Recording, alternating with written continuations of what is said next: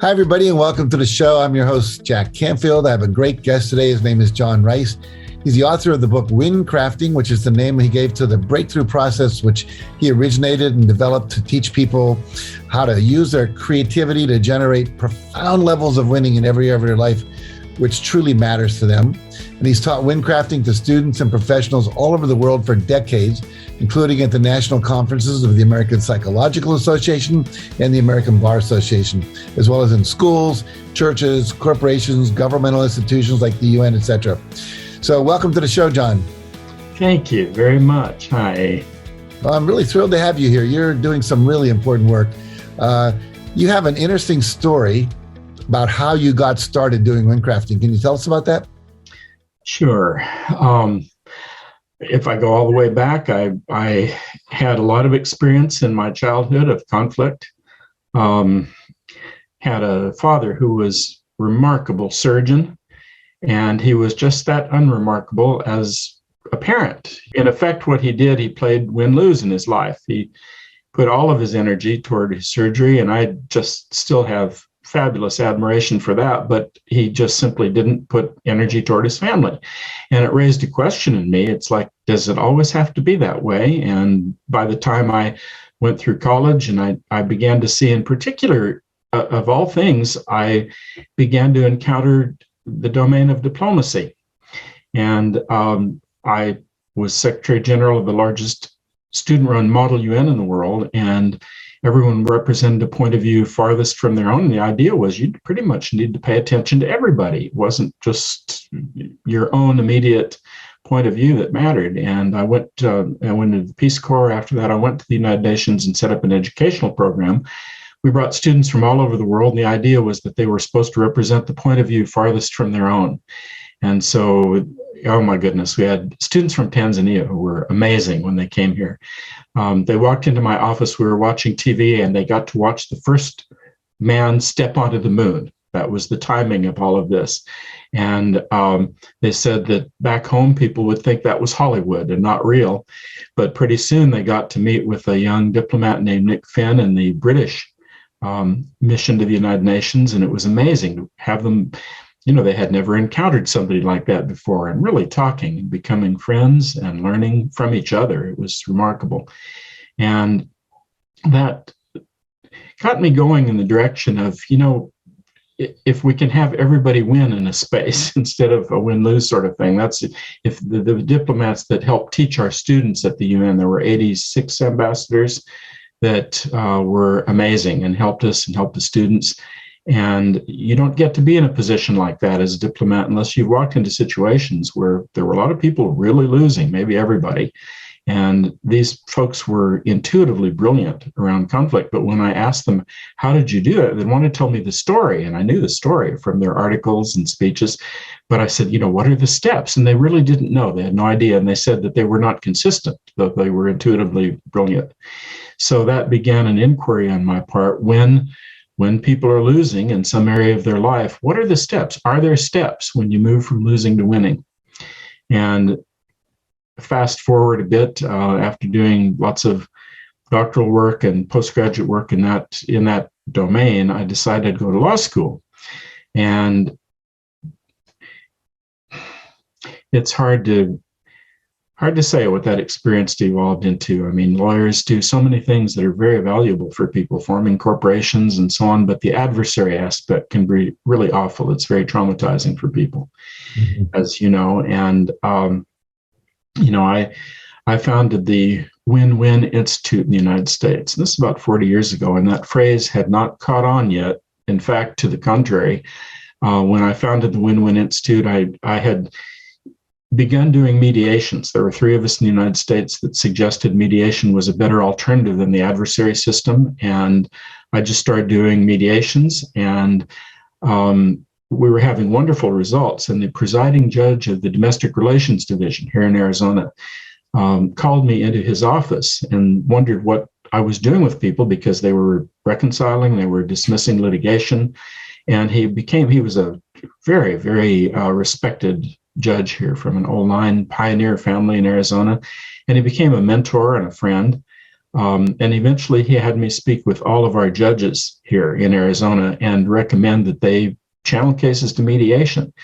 It was quite an experience. When I spoke to them, they were all blank-faced, the way judges can be when you're in their courtroom. And I was young, and it was very intimidating. And I thought, well, I'm here, I'm going to put it out. And I suggested what I did and left the room. And within the next 10 days, 7 of them phoned that I had been in their courtroom. I had gotten to know them, and they said, you should have seen what happened after you left the room. There was a lot of excitement about the idea, and they turned that into state law within 3 months. So that's how mediation became a thing in the United States. We were the first state to do that.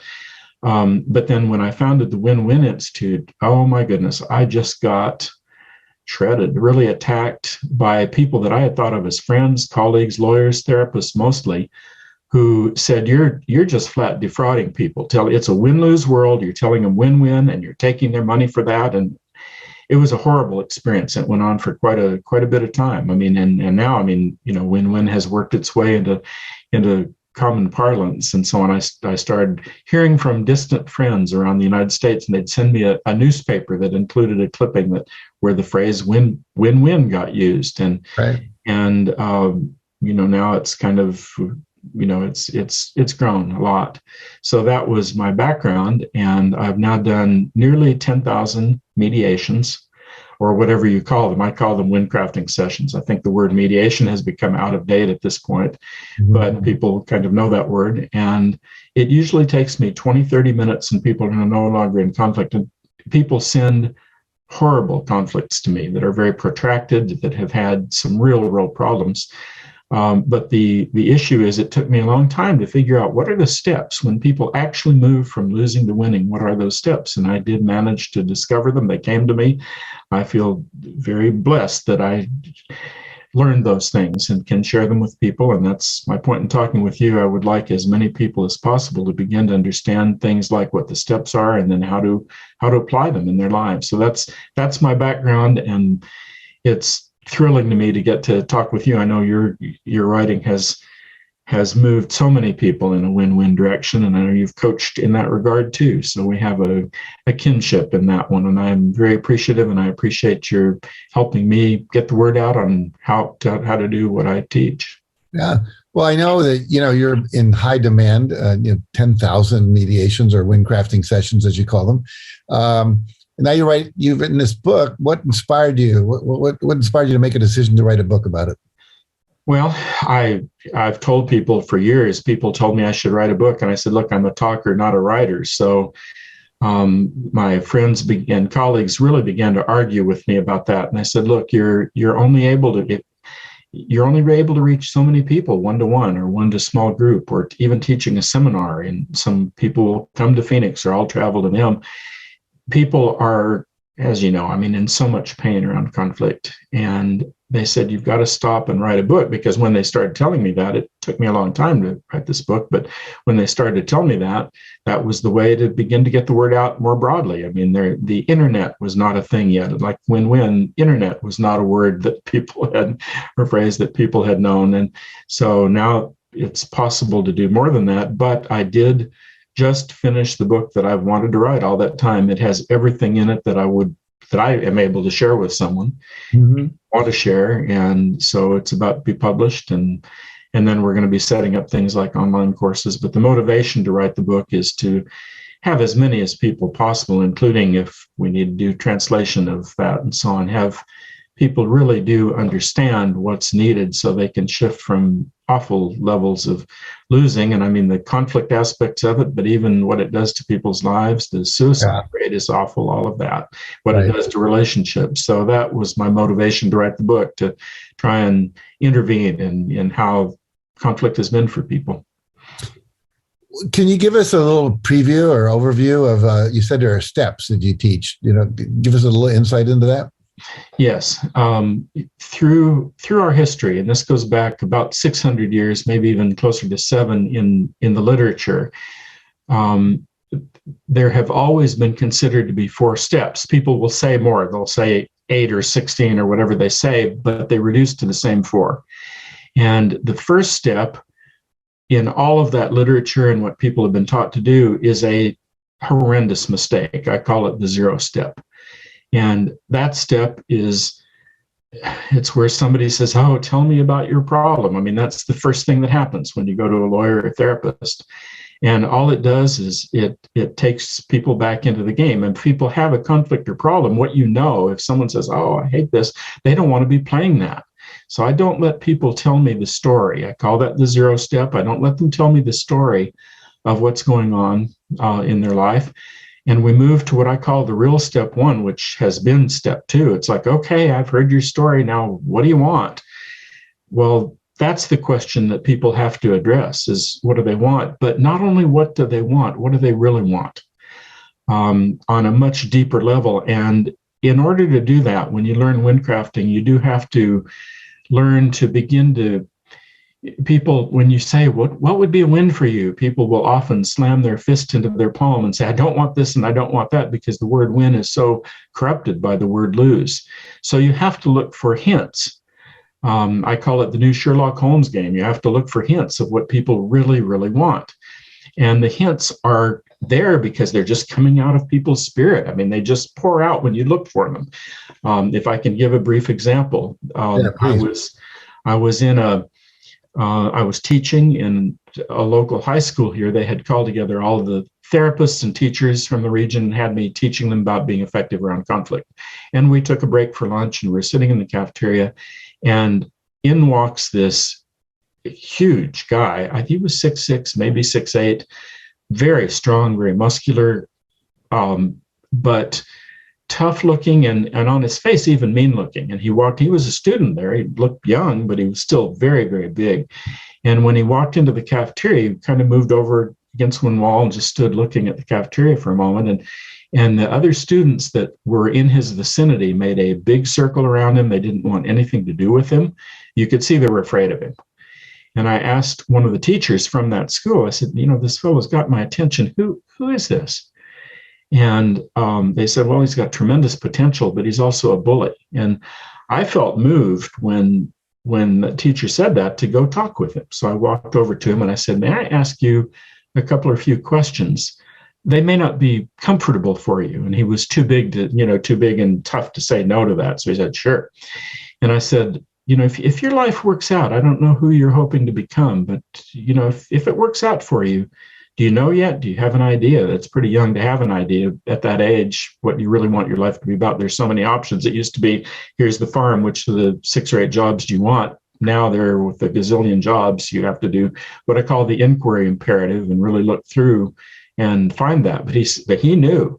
And he said, I'm going to be a Marine just like my dad and my grandfather. And that was my hint. Because the way he said it with force, and you could feel that he honored it. And I said to him, okay, my second question, have you ever bullied anyone? And the look of guilt, profound, immediate guilt on his face, couldn't hide it. And I said to him, so a third question, that little boy sitting over there having lunch by himself, kind of squeaky looking, not sitting with any friends, by himself, he looks depressed. Have you ever bullied him? And he said, no, I haven't, but I have seen other people bullying him. I said, well, let me ask the next thing then. What if, I worry when I see a child in that kind of condition. He looks depressed. I hope he doesn't commit suicide. I hope he doesn't just feel so squashed that he doesn't become who he might potentially become and blossom through the course of his life. But, I just am concerned about him. And what if in the future he does come forward and he becomes pleased with his life and he makes progress and he blossoms and he becomes the pediatrician who saves your child's life? And the look on his face, every time I think of it, it's so moving to me. And I said, so let me ask this next thing. Would you be willing to be the one who is his friend and his encouragement here? If you want to be a Marine, you're too young to be in the Marines, but you can sure play a role like that here. You can look after women and children, and he's a child. And would you be willing to look after him and not only become his friend and encouragement, but to let everybody in this school know he's under your protection? And the look on his face was one of such he just stood up straighter. You could see he just loved that. So in my system, I was right about the hints he was giving me. There was a thing he really wanted in his life, and what he needed was a senior symbol of that. And being a bully, yeah, you show you're tough. It's a very junior and negative symbol of who he was hoping to become. But to be the protector of that young child and the encouragement, he wanted that in his spirit. And I don't think he would ever even consider bullying anyone again.